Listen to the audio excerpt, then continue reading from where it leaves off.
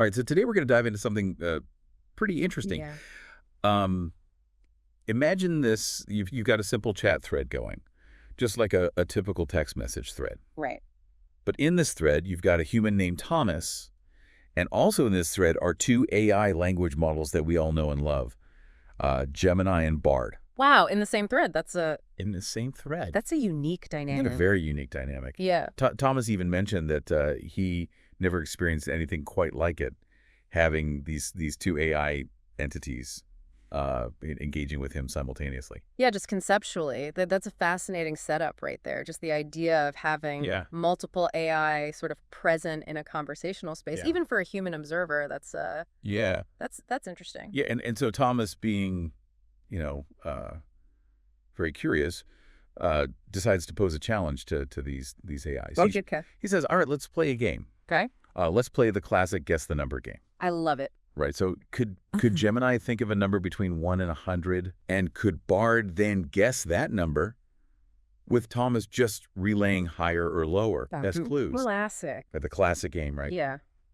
But, immediately even thinking about this, like, there's some interesting considerations that come up when you're talking about AI playing this game, right? Absolutely.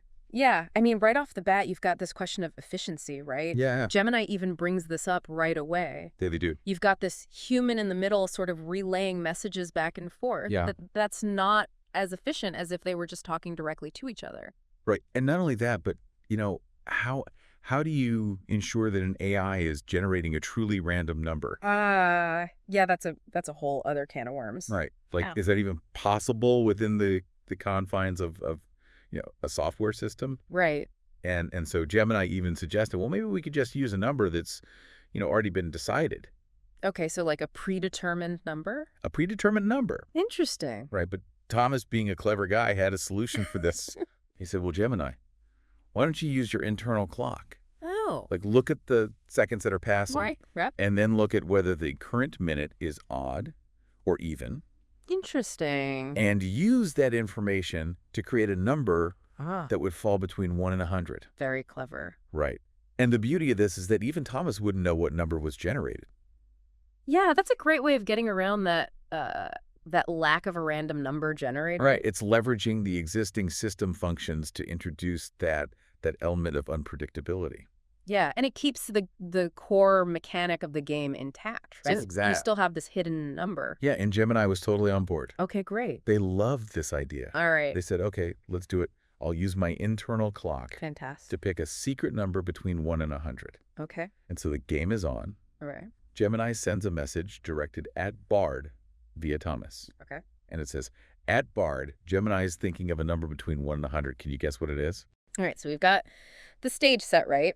We've got this familiar human game. Right. Now being played by two AIs. Yes. And the human is this communication bridge between them. Exactly. I love it. And so Thomas tells Bard, Gemini is thinking of a number between 1 and 100. Okay. Can you guess what it is? Okay. And Bard's first guess is 50. Makes sense, right down the middle. Right down the middle. Yeah. Thomas relays that to Gemini.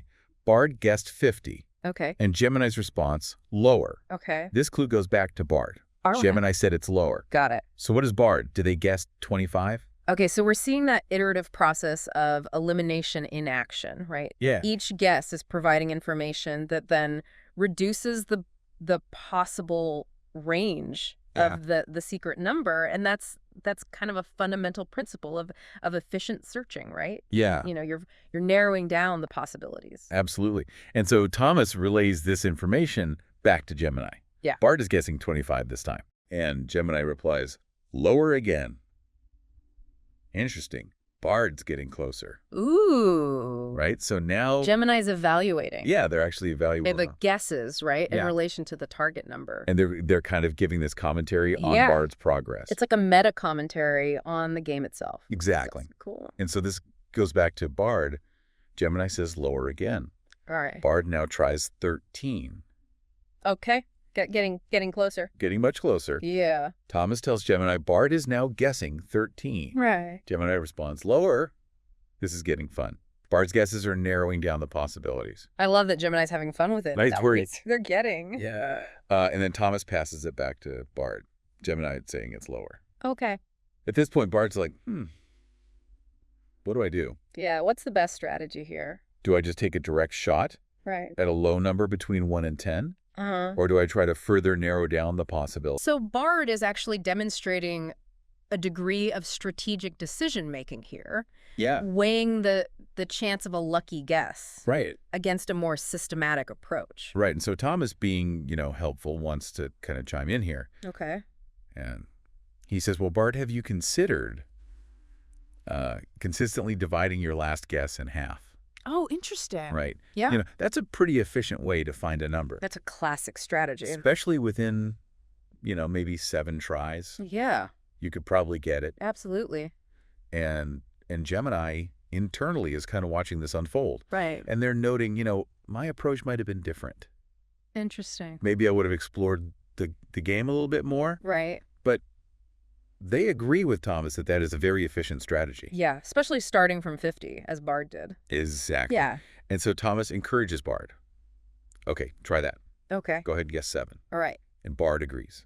And sends the message through Thomas indicating that, Gemini might be thinking of 7. Okay. And Thomas relays that to Gemini.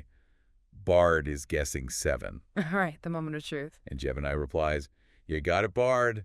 The number I was thinking of is indeed 7. Wow.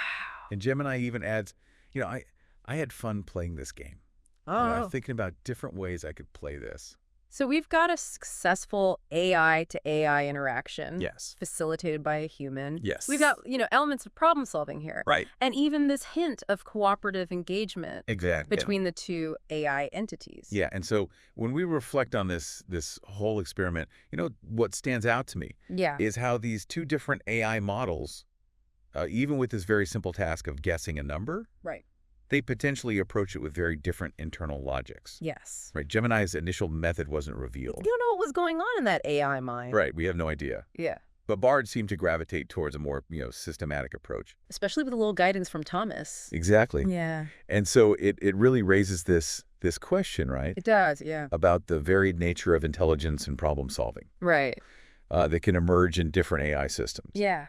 When faced with the same task, Yeah. you could have two very different approaches. Right. And, it makes you wonder, It does. how would direct communication between these AIs without a human in the middle Right. change this interaction? Yeah. Would it be more efficient? Would it be more efficient? Would they come to a solution faster?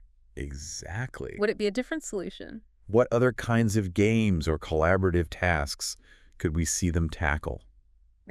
It's a fascinating glimpse Absolutely. into this evolving relationship Yeah. between humans and AI, And now AI and AI. and now between AI themselves. Yeah. It's pretty wild. So thanks for diving into this with us. My pleasure. This was a really fun one. Yeah, this was cool. I like these AI deep dives. Yeah, me too. Always something new. All right, we'll catch you next time. See ya!